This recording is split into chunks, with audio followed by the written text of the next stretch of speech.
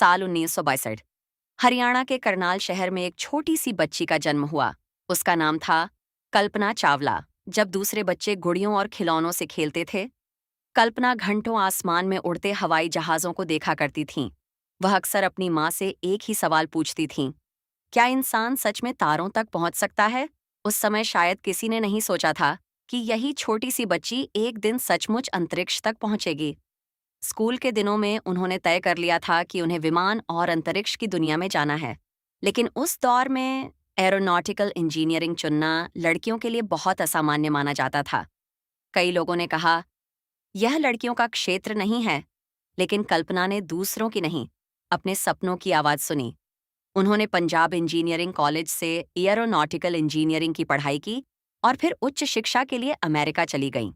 वहां उन्होंने aerospace engineering में मास्टर्स और पीएचडी की।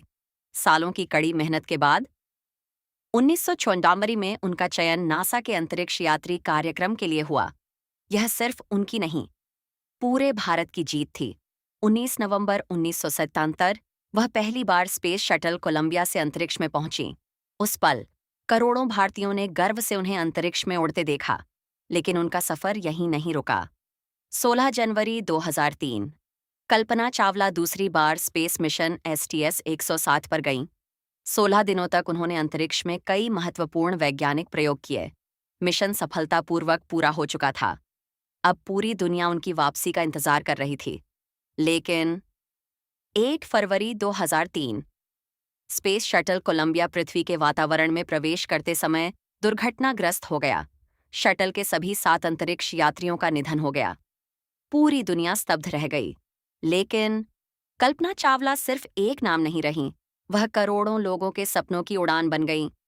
उन्होंने एक बार कहा था, अगर आपने अपने सपनों का पीछा करने का साहस किया है तो कोई भी मंजिल दूर नहीं होती। आज भी हर वह बच्चा जो आसमान की ओर देखकर बड़े सपने देखता है, उसकी प्रेरणा कहीं ना कहीं कल्पना चावला ही हैं। याद रखिए, सपनों की कोई सीमा नहीं होती। सीमाएं सिर्फ हमारे डर बनाते हैं।